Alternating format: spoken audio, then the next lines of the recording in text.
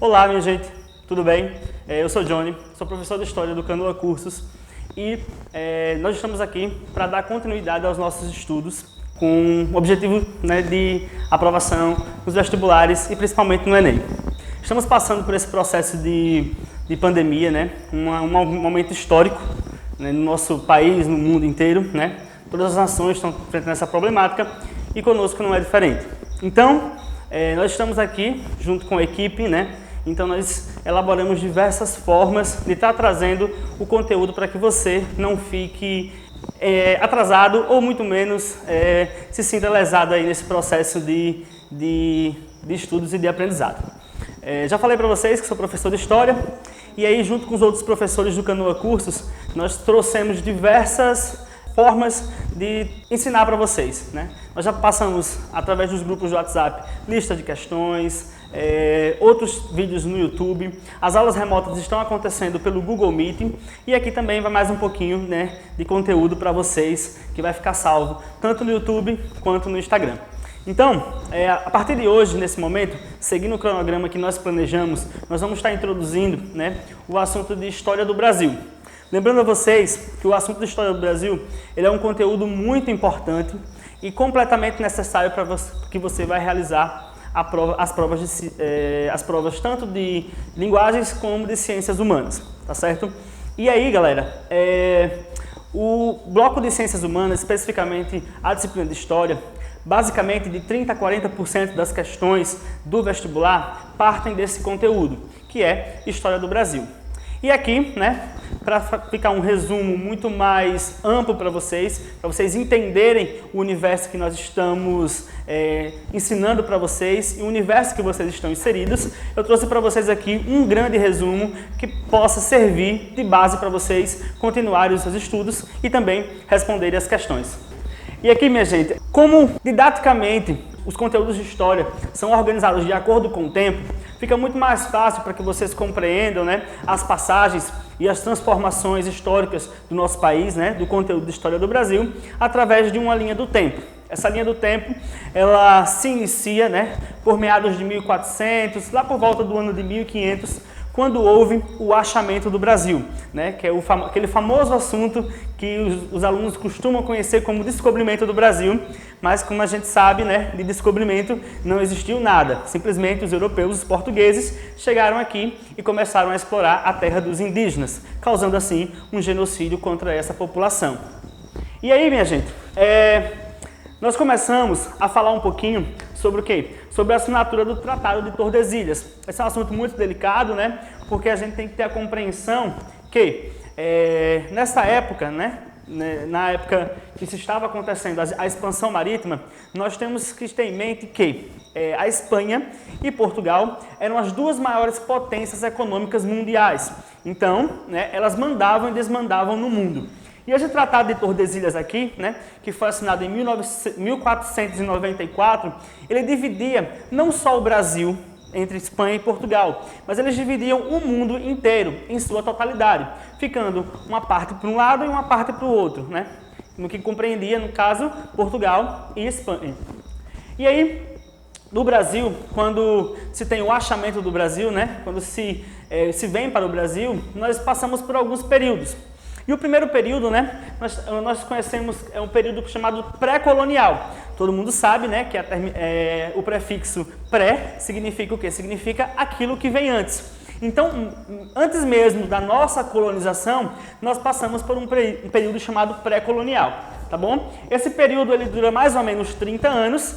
E quando é que ele se inicia? Ele se inicia quando as caravelas chegam ao nosso país e fazem o quê? E fazem os estudos, a documentação, os registros de que os portugueses tinham encontrado uma terra nova, tá bom? E em 1517, os franceses realizam o quê? O contrabando do pau-brasil. Como vocês sabem, dentro da história do nosso país, O primeiro produto de exportação brasileiro foi o pau-brasil, né? Pelas suas características, tanto em servir madeira, tanto em fazer o quê? Tanto em servir tintura, para que fossem utilizados nas roupas, na tinturaria para as roupas femininas e roupas masculinas lá na Europa. Então o pau-brasil foi o primeiro item, o primeiro produto que foi retirado das nossas terras e levado para a Europa. O tempo vai passando, né? E a partir de 1530, 30 anos depois do achamento do Brasil, nós temos o quê? Nós temos o período colonial. O período colonial propriamente dito, que aí nós vamos ter o quê? Nós vamos ter várias nuances, nós vamos ter a escravidão e nós vamos ter, né, uma coroa, nós vamos ter um grupo de pessoas, né, que seria a coroa portuguesa, o rei, a rainha e o restante que fazem parte da realeza, da nobreza portuguesa, vindo aqui e explorando a nossa nação. Em 1534, nós temos o quê? No nosso país, o que nós conhecemos e chamamos pelo quê? Por capitanias hereditárias, beleza? E aí, né, dentro desse período colonial, a gente tem várias subdivisões. Dentro do período colonial, nós vamos ter e vamos ver diversos assuntos menores, mas que são tão importantes quanto. Quais deles? Como eu falei no início, capitanias hereditárias. Nós vamos ter 48 anos depois do achamento do Brasil, o início do governo geral. E o início do governo geral é muito importante para a gente entender o modelo de governo que nós temos hoje, né? O modelo de política, o modelo de administração pública que nós temos hoje no Brasil, ele vai estar muito ligado ao que nós conhecemos por governo geral, tá bom? Só para recapitular para vocês, esse governo geral ele é dividido em 3 fases, mas a gente vê, isso nós vamos acompanhar nas aulas remotas via Google Meet. Avançando, nós vamos entrar numa fase transformadora da realidade brasileira, né? Inicialmente, quando se estava procurando as Índias, quando se estava procurando novas terras, novas formas de se comunicar, novas formas de exploração, a gente vai encontrar o quê? A gente vai encontrar que os portugueses, principalmente os europeus, principalmente os portugueses, visavam o quê? Visavam encontrar terras que fornecessem ouro. No Brasil eles não encontraram isso de cara, eles começaram a exploração pelo pau-brasil, mas logo depois eles encontraram terras que iria fazer o quê? Queria fornecer esse item que eles tanto procuravam, que era o ouro. Então, toda a lógica, toda a organização do país, ela caminha todinha para a região de Minas Gerais, né? E aí o país passa por outro ciclo de desenvolvimento, né? O desenvolvimento do ouro, onde as pessoas buscavam e tinha aquela corrida necessária pelo ouro. Depois, nós temos o quê? Nós temos em 1808 a chegada da família real no Rio de Janeiro. Esse é um outro assunto também que carece de muita profundidade de análise. Por quê? Porque essa mudança no panorama brasileiro, principalmente com a chegada da família real aqui, vai dar o quê? Vai dar as raízes, vai dar as bases para que aconteça o quê? Para que aconteça a nossa emancipação, né? A emancipação do Brasil enquanto nação. O que aconteceu? Estava acontecendo alguns conflitos lá na Europa, principalmente relacionados em Portugal e França, através de Napoleão Bonaparte, e a coroa portuguesa, né, muito esperta que era, arrumou as malas e fugiu para o Brasil.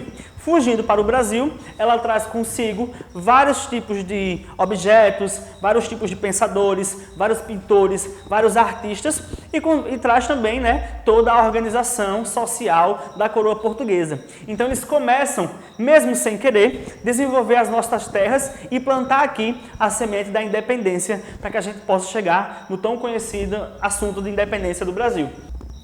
Depois do período colonial, nós vamos entrar no outro período, chamado período imperial, tá bom? Colônia é quando o Brasil servia de colônia para Portugal, quando o Brasil ele fazia o quê? Ele estava servindo, né, como terra de exploração para a coroa portuguesa, e logo depois, né, a partir de 1822 até o ano de 1889, nós temos aqui um período chamado período imperial. É quando o próprio Brasil tem o seu rei, né? É quando as decisões estão sendo tomadas a partir da nossa própria nação, tá bom? Então esse período ele começa a existir a partir de 1808, como eu falei para vocês, com a chegada da família real portuguesa no Brasil, e também nós vamos ter um grande marco em 1831 com a abdicação de Dom Pedro I. seguindo, né, em 1840, com o golpe da maioridade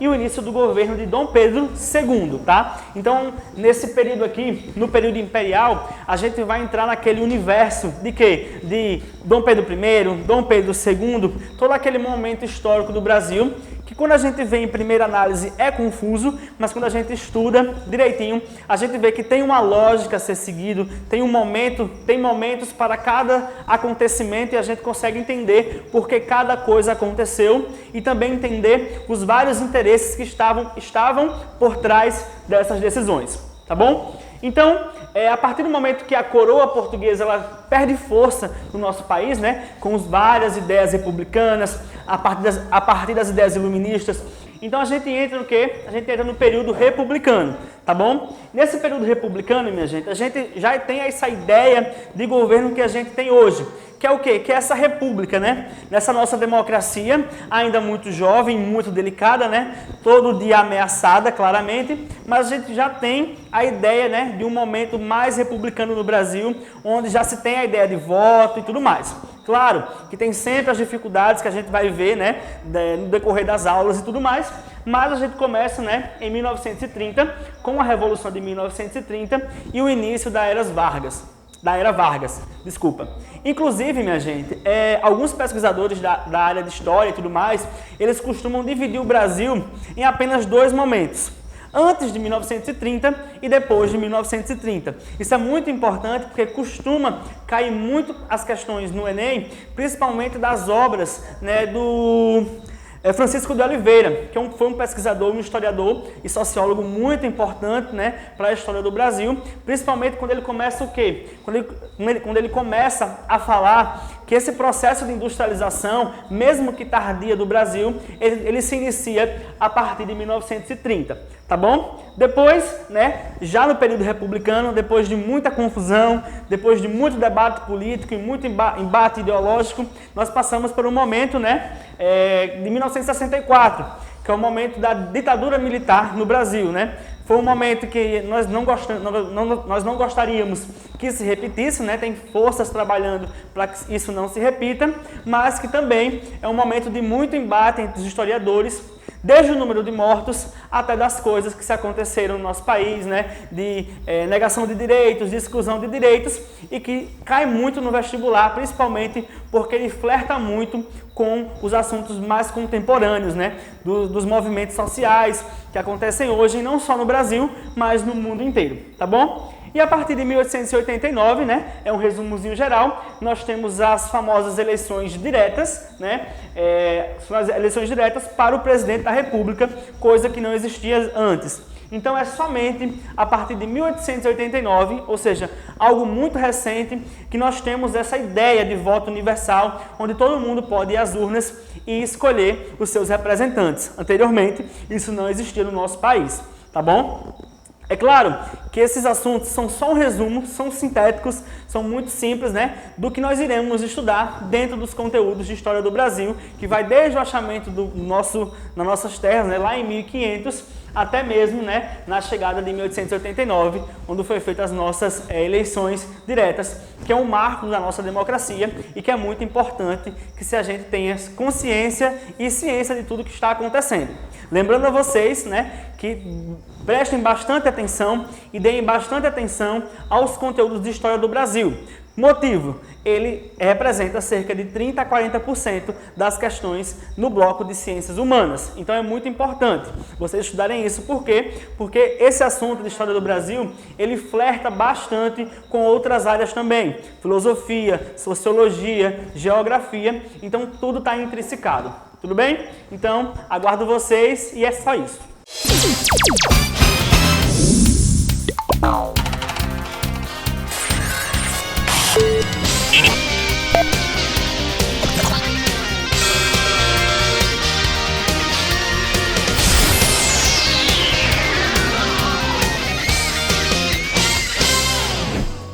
Prefeitura Municipal de Lagoa da Canoa, construindo com o povo.